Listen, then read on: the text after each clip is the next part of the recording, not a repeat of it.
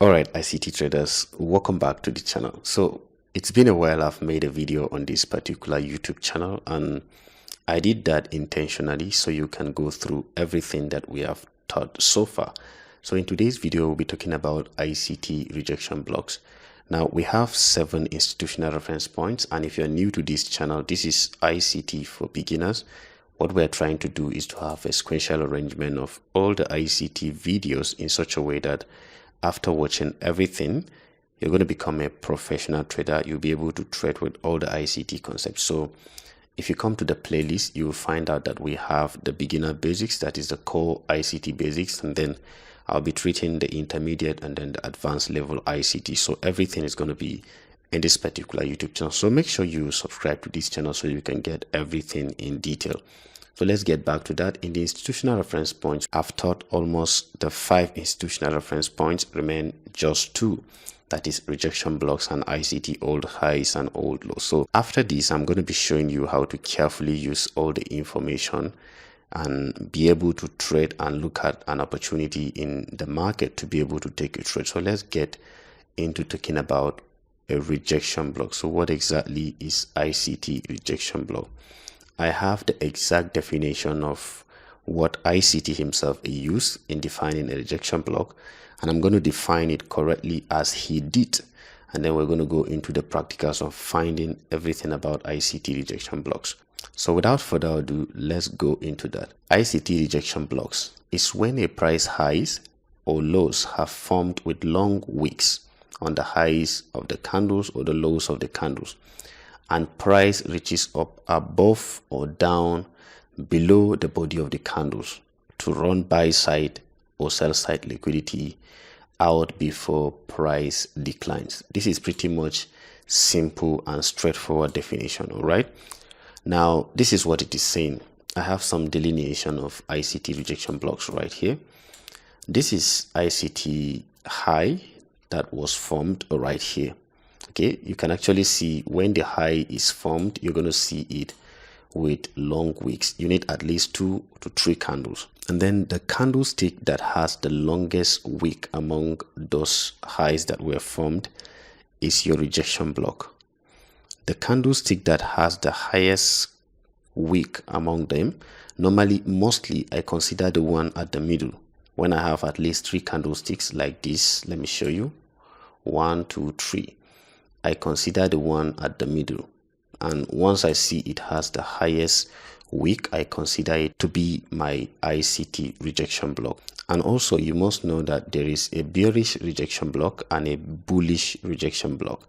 What a bearish rejection block is when price hits it, it completely turns direction to the bearish side, and then a bullish rejection block is when price hits that candle and then turns direction to a bullish direction. So look at this. A high was formed right here with wicks that are very recognizable. They are high, you can actually see them right here, and then the middle one has the highest wick, that is the longest wick among them. You can actually see it right here. And then what you need in order to completely define this as a rejection block is when you see price coming back and trading above the bodies of the candle. That is exactly what ICT defined it. Bodies of the candle. Can you see?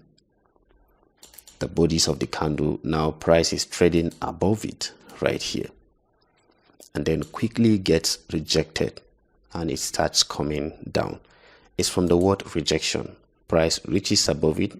Mind you, this is not an order block. This is trading above the bodies of the candle after a high has been formed. In the case of a bearish rejection block, you can see them right here. You need at least 1, 2, 3 candles, and then the middle candle has the highest wick. That is your rejection block. Seeing price trading above it, you can actually see this is the exact definition that ICT used. Price reaches up above or down below the body of the candles, the body, not the wicks, to run buy side liquidity or sell side liquidity out before price declines. Now in ICT mentorship month 1, ICT actually said that liquidity starts from above the body all this week. You can actually see here, above the body and above. All this place is filled with liquidity, and liquidity is simply money. All right. In this regard, we are dealing with buy side liquidities. This place is filled with liquidity. All right. The reason why price is trading above the body of the candle is simply because there is liquidity from right above the body of the candle up to that level. And then this is how a rejection block is supposed to be, a bearish rejection block. All right. Let's see more examples. I have another one right here. When you see price action with, what did ICT say? With long wicks on the highs or the low of the candlesticks, you can actually see it. And then price trading above the body. This is the bodies of the candle right here. Price trading above it and quickly gets rejected. Still a bearish rejection block. And I told you the rejection block must have the highest wick. The highest wick right here. That is your rejection block. So this candlestick is your rejection block, and you see a quick rejection from there.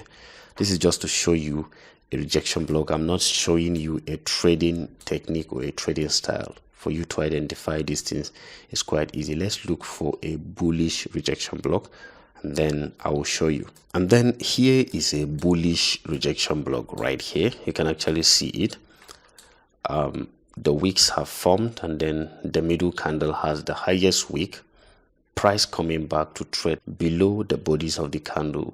Notice how price traded below the bodies of the candle and reached out for liquidity. Liquidity starts from the where the body of the candle is down even up to this level. Price trading into here and then got rejected. So that is your rejection block in ICT concepts. So you can go through your chart and find where rejection blocks are. Once you see where a low has formed or a high has formed, you look out for price to trade below the candle's body or above the candle's body before being rejected. All right. Just like you can see here, these three candles, the one that has the highest wick, price coming into this area below the body and then changing direction quickly. So guys, go through these things. They are quite easy to identify. I'm just trying to show you the easiest way to identify them. Do we consider this as a rejection block? Let's see. The bodies of the candle is here. This is not a rejection block. Price have not traded into that area. So you can find rejection blocks quite easy. I will make a separate video explaining ICT old highs and old lows, and then we're going to go into the techniques of trading with all the concepts I've taught you so far. Make sure you subscribe to this YouTube channel, guys, and get all the details that I'm about to share with you. Thank you guys for watching. See you in another video.